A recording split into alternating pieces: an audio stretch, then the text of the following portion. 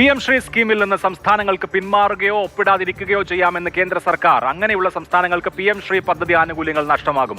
MOU ഒപ്പിട്ട ശേഷം കേരളം സ്കൂളുകളുടെ പട്ടിക നൽകിയിട്ടില്ലെന്നും കേന്ദ്രം വ്യക്തമാക്കി. PM ശ്രീ പദ്ധതിയിൽ കേരളത്തിന് ഫണ്ട് അനുവദിച്ചിട്ടില്ലെന്നും മറുപടിയിൽ വ്യക്തം. അബ്ദുൾ വഹാബ് MPയുടെ ചോദ്യത്തിനാണ് കേന്ദ്ര സഹമന്ത്രി ജയന്ത് ചൌധരി മറുപടി നൽകിയത്. വളരെ പ്രധാനപ്പെട്ട വാർത്തയാണ്. വിഷ്ണു പ്രസാദാണ് ഈ വാർത്തയുടെ വിശദാംശങ്ങളുമായി ചേരുന്നത്. വിഷ്ണു പ്രസാദ്, കേരള സർക്കാർ പറഞ്ഞുകൊണ്ടിരുന്ന രണ്ട് കാര്യങ്ങൾ: ഒന്ന്, ഈ പദ്ധതി ഒപ്പിട്ട് ഫണ്ട് വാങ്ങിച്ചു പോയി, ഇനി പിന്മാറാൻ പറ്റില്ല എന്നുള്ളതായിരുന്നു. രണ്ട്, MOU ഒപ്പിട്ട ശേഷം പിൻവാങ്ങൽ അസാധ്യമാണ് എന്നുള്ളതായിരുന്നു. ഇത് രണ്ടും പൊളിയുകയാണ്. ഒന്ന്, ഫണ്ട് നൽകിയ 35 സംസ്ഥാനങ്ങളുടെയും കേന്ദ്രഭരണ പ്രദേശങ്ങളുടെയും ലിസ്റ്റ് ഇന്ന് ജയന്ത് ചൌധരി പുറത്തുവിടുമ്പോൾ അതിൽ കേരളമില്ല. അപ്പോൾ കേരളത്തിന് ഫണ്ട് കിട്ടിയിട്ടില്ല എന്നുള്ളത് ഒന്നാമത്തെ കാര്യം.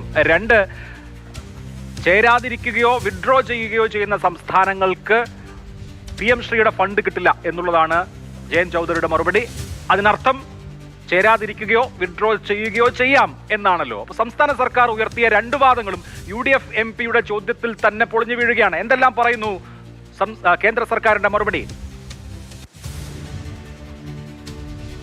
അഭിലാഷ് സൂചിപ്പിച്ചതുപോലെ തന്നെ ഏറ്റവും പ്രധാനപ്പെട്ട കാര്യം ഈ സംസ്ഥാനങ്ങൾക്ക് ഈ PM ശ്രീ പദ്ധതിയിൽ നിന്ന് പിന്മാറാൻ സാധിക്കുമോ എന്ന ചോദ്യത്തിൽ തന്നെയാണ്.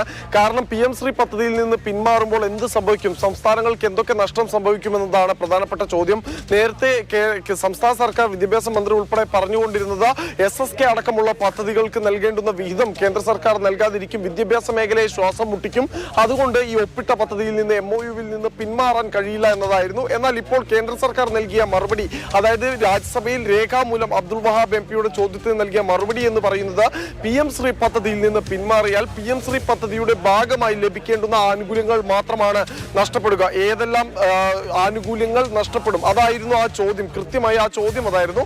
അതിന് പറയുന്ന മറുപടി PM ശ്രീ പദ്ധതി പ്രകാരം ഇന്ന ആനുകൂല്യങ്ങളുണ്ട്, ആ ആനുകൂല്യങ്ങൾ ലഭിക്കില്ല എന്നത് മാത്രമാണ്. സർവശിക്ഷാ അഭിയാനുമായി ബന്ധപ്പെട്ട അല്ലെങ്കിൽ സർവശിക്ഷാ കേരളവുമായി ബന്ധപ്പെട്ട ഫണ്ടുകൾ തടയുമോ, UGCയുമായി ബന്ധപ്പെട്ട ഫണ്ടുകൾ പോകുമോ തുടങ്ങിയ കാര്യങ്ങളൊന്നും തന്നെ ആ ചോദ്യത്തിൽ സ്പെസിഫിക് ആയി ചോദിച്ചിട്ട് പോലും അതിൽ കേന്ദ്ര സർക്കാർ പരാമർശിച്ചിട്ടില്ല എന്നതാണ് ഒരു വസ്തുത.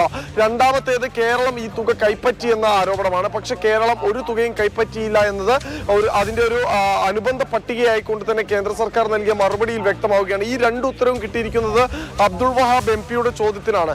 അതേസമയം B ശിവദാസൻ MP ഉന്നയിച്ച ചോദ്യപ്രകാരം PM ശ്രീ പദ്ധതിയിൽ ഏത് കരിക്കുലം നടപ്പാക്കുമെന്നതായിരുന്നു. അതായത് നമ്മുടെ സംസ്ഥാന വിദ്യാഭ്യാസ വകുപ്പ് അടക്കം പറഞ്ഞുകൊണ്ടിരുന്നത് PM ശ്രീ പദ്ധതിയിൽ ഒപ്പുവെച്ചാലും RSSന്റെയോ അല്ലെങ്കിൽ BJPയുടെയോ രാഷ്ട്രീയപരമായ അജണ്ടകൾക്ക് മുന്നിൽ വഴങ്ങില്ല, അത്തരം കരിക്കുലം അല്ലെങ്കിൽ അത്തരം പാഠ്യപദ്ധതി അതിൽ അവതരിപ്പിക്കില്ല, പഠിപ്പിക്കില്ല എന്നതായിരുന്നു.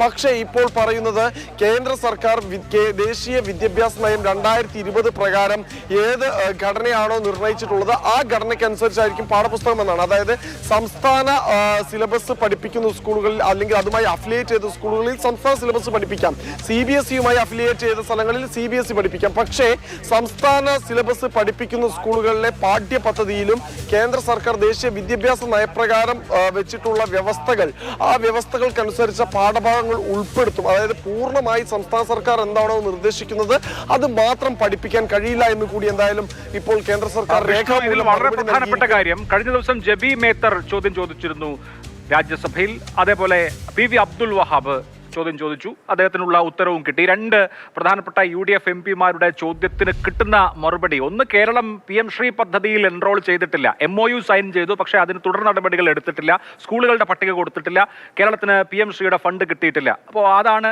PM ശ്രീയുമായി ബന്ധപ്പെട്ട കേരളത്തിന്റെ സ്റ്റാറ്റസ്. രണ്ടാമത്തേത്, വിഡ്രോ ചെയ്യുകയാണെങ്കിൽ PM ശ്രീയുമായി ബന്ധപ്പെട്ട ഫണ്ട് കിട്ടില്ല എന്ന് മാത്രമാണ് പറയുന്നത്. ഈവൻ SSKയുമായി ബന്ധപ്പെട്ട ഫണ്ടിന്റെ കാര്യം അതിൽ പരാമർശിക്കുന്നും ഇല്ല.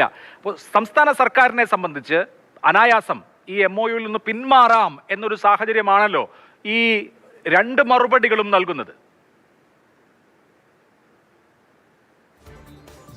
കാരണം സംസ്ഥാന സർക്കാരിന് MOUവിൽ നിന്ന് പിന്മാറിയാലും കാര്യമായി മറ്റു പദ്ധതികൾക്ക് നഷ്ടം വരാൻ പോകുന്നില്ല എന്ന് തന്നെയാണ് ഇപ്പോൾ കേന്ദ്ര സർക്കാർ പറയുന്നത്. കേന്ദ്ര വിഹിതത്തിൽ ഉൾപ്പെടെ സർക്കാർ എന്തായാലും തടയുന്നില്ല എന്ന് സർക്കാർ രേഖാമൂലം അറിയിച്ചിട്ടുണ്ട്. SSK അടക്കമുള്ള ഫണ്ടുകൾക്ക് വേണ്ടി നമുക്ക് സമീപിക്കാം, സ്കൂളുകൾക്ക് വേണ്ടി മുൻകാലങ്ങളിൽ നൽകിയിട്ടുള്ള ഫണ്ടുകളും നമുക്ക് ലഭ്യമാകാനുള്ള അവകാശമുണ്ട് എന്ന് കൂടി ഇപ്പോൾ എന്തായാലും പറയുന്നു. അതായത് സർക്കാർ കൊണ്ടുവന്ന ഒരു പദ്ധതി PM ശ്രീ എന്ന് പറയുന്ന പദ്ധതി, അതിൽ രജിസ്റ്റർ ചെയ്യുന്ന സ്കൂളുകൾക്ക് മാത്രമാണ് ഈ പറയുന്ന ആനുകൂല്യങ്ങളും ഉള്ളത്. അതായത് ഈ PM ശ്രീ വഴി ഇപ്പോൾ നേരത്തെ സൂചിപ്പിച്ചതുപോലെയുള്ള ആനുകൂല്യങ്ങൾ നൽകുകയാണെങ്കിൽ പോലും അത് നമുക്ക് ഉപയോഗിക്കാൻ കഴിയുന്ന മറ്റു സ്കൂളുകളിലല്ല, PM ശ്രീ രജിസ്റ്റർ ചെയ്ത സ്കൂളുകളിൽ മാത്രമാണ്. ആ സ്കൂളുകൾക്ക് ആ പദ്ധതി പ്രകാരമുള്ള ആനുകൂല്യങ്ങൾ ലഭിക്കില്ല എന്നത് മാത്രമാണ്. അതുകൊണ്ട് തന്നെ സർക്കാരിന് ആ തുക വേണ്ടെന്ന് വെച്ചാൽ, ആ സഹായം വേണ്ടെന്ന് വെച്ചാൽ അതിൽ നിന്ന് പിന്മാറാം.